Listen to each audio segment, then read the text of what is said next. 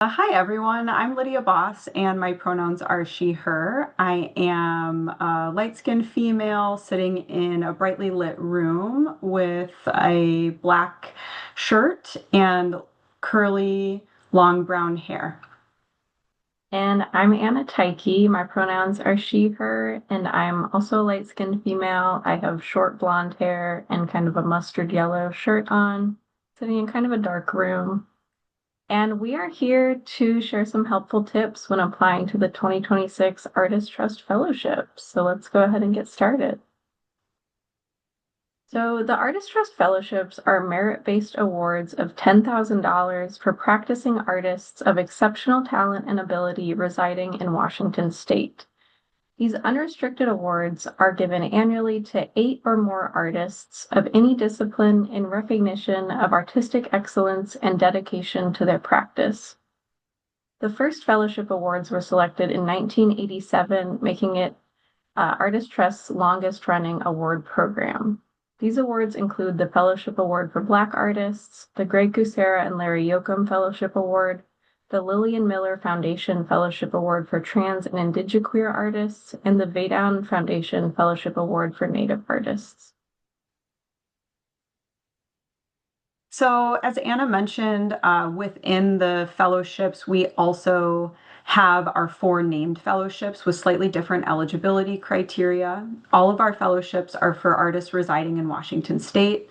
The Artist Trust Fellowship Award for Black artists is awarded to an artist of any discipline that identifies as Black, African, or African American. The Kucera and Larry Yocom Fellowship Award is awarded to a visual artist residing in Washington state. And then both awards are unrestricted at the amount of $10,000, which have been made possible thanks to the support of Kucera and Larry Yocom. In addition to these 2 named awards, we also have the Lillian Miller Foundation Fellowship Award for Trans and Indigiqueer Artists. And this is awarded to an artist of any discipline who self-identifies as trans in its most inclusive sense.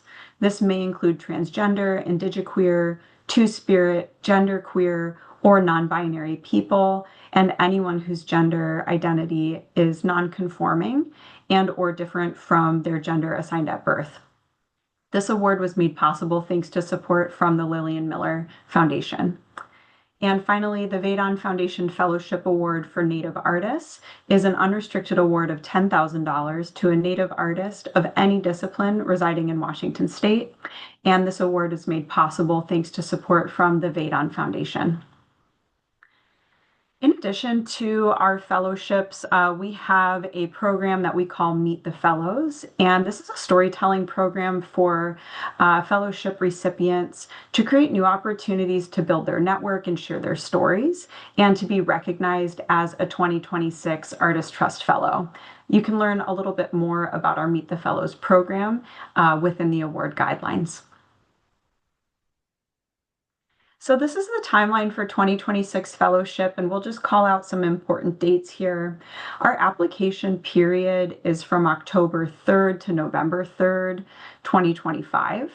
The panel review will start in November of 2025 and will complete in January of 26, which is when the panel will adjudicate the fellowships. And then they'll move forward to board approval in February of 26, with artist notifications happening in late 2026 and a public announcement taking place in March. So a little about the eligibility requirements for these awards. Artists applying to 2026 fellowship must be 18 years of age or older, Washington state residents at the time of application and payment, and individual artists or part of an artist team who are the originators of works of art. Also note that artists who have received fellowship between 2018 and 2025, received 2 or more fellowships within a lifetime, or recipients of the James W. Ray Distinguished Artist Award or the Arts Innovator Award are ineligible to apply. And a little on the selection criteria. So panelists will review each application based on the following 3 criteria. first being artistic excellence, the background and experience of the artist, and the artist's continued dedication to their artistic practice. And so as far as the panel process, all applications are reviewed by one multidisciplinary panel consisting of 5 artists from across Washington state. Panelists review all eligible applications online through Submittable and then meet to discuss the highest ranked applications and recommend the recipients. Panelists review all applications through a lens of racial and geographic equity and highlight a range of disciplines and practices. Panelists are kept confidential until the award announcement is made public in that March of 2026 timeline. Thanks, Anna. The application materials that are needed to apply to this year's fellowship are the discipline statement, 50 words or less, an artist biography, 150 words or less, or up to 1.5 minutes of audio or video, an artist statement at 350 words or less, or up to 3 minutes of audio or video, work samples, which the total amount must equal no more than 10. And we'll talk a little bit more about that in a few slides. Additionally, we have an artist resume, 5 pages or less, and an impact statement at 150 words or less.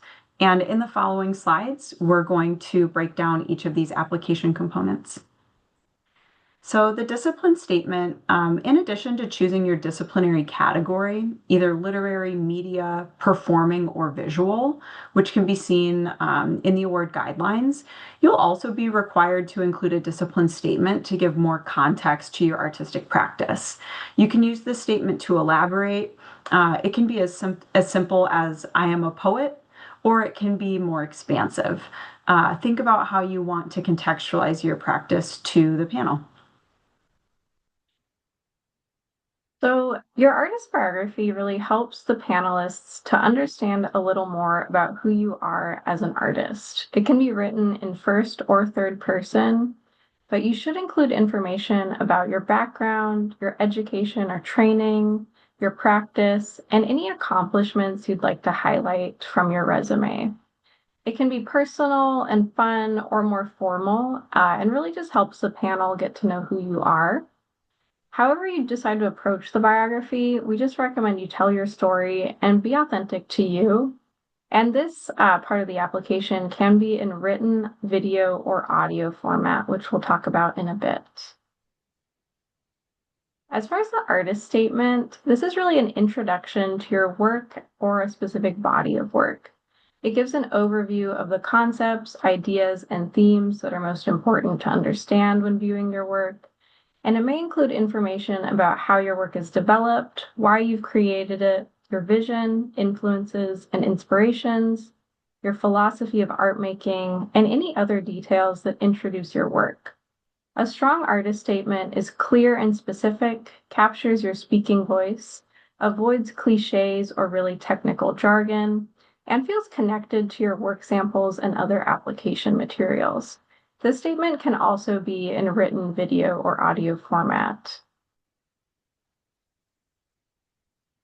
So again, a little about submitting your biography or your artist statement in audio or video format if you would prefer to. These are the guidelines for doing so. For audio submissions, it must be clear and easy to hear without any background noise, music, or other voices. It should not be edited with auto-tune, speed manipulation, or any other sort of audio manipulations. And it should not include any other work samples. And for video, it should be low-tech without any filters, edits, scene changes, reels, or other clips. It should be a clear shot of you with nobody else in view, and it should not include any extra work samples in view. For the biography, audio and video files can be up to 1.5 minutes, and for the artist statement, these files can be up to 3 minutes. Please read the guidelines for more details about submitting these 2 components as video or audio files if you're interested. So when uploading work samples, we absolutely encourage you to lead with your best work and use the best quality documentation that you have available. If your work is live or interactive, please use video files and include descriptions to contextualize your work. Work samples are a representation of your artistic practice and excellence and your capability to complete work. So make sure that you submit only finished artworks if possible. The maximum number of work samples that you can include is 10. However, this may not be the total number of files uploaded. One image is equal to 1 minute of audio or video and one manuscript page. So you could submit 10 images, 10 minutes of video or audio, or 10 manuscript pages. Or you're also welcome to submit a combination of file types. So, for example, 2 images, 3 minutes of video, and 5 manuscript pages. This would still equal 10. For more details on this, please review our guidelines. We also strongly recommend that work samples are just from the past 10 years. For your artist resume, we recommend keeping it simple and straightforward. Use a template and choose an easy to read font, type, and size. List related artistic and professional experiences, accomplishments such as grants, fellowships, awards, publications, etc., and education, which can be formal or informal. Use consistent formatting and list these items in reverse chronological order, starting with the most recent and going backwards in time. Your resume should be no more than 5 pages. Finally, your impact statement. This is really where you should explain how this award will impact the progress of your artistic career or other areas of your life. It explains how the award would make a difference for you and your community, share what the funding will be used for, what the recognition would do for you and for your practice. You're also welcome to address specifically how you would use the funding. And a few general tips when applying this here. So first off, follow the guidelines. They're really created to help you when filling out the application and answer any questions you may have along the way. We also recommend, if at all possible, that you don't wait until the deadline to start or submit your application. Grant applications, of course, require time and care to put together, and we want you to have, as much time as you can give yourself to put together a strong application. We also recommend having someone review your application before submitting. This can be just helpful to get another pair of eyes on the statements and the work samples you're including. And of course, be clear and concise throughout your application and statements. And lastly, please do not include any third-party links in your application as they are not allowed in our applications. And we also want to talk through a few of our support programs that are here really to help you create a strong application. So as a reminder, applications open on Friday, October 3rd. And again, please don't wait until the last minute to apply. Start working on it as soon as you're able to. You can also attend our info session on Tuesday, October 7th from 5:30 to 6:30 p.m.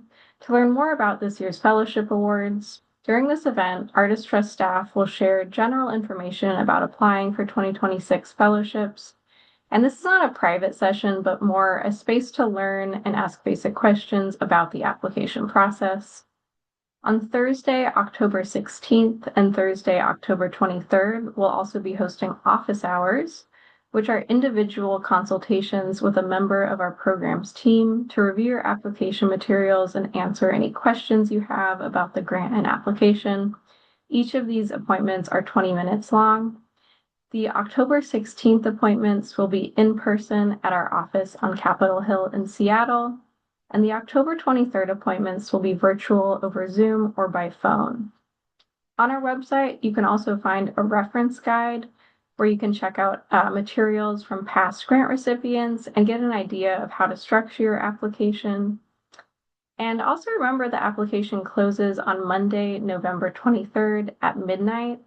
So again, don't wait until the last minute to get that application submitted. We recommend submitting it at least a day or a few hours before the deadline, as submittable does tend to slow down the day of.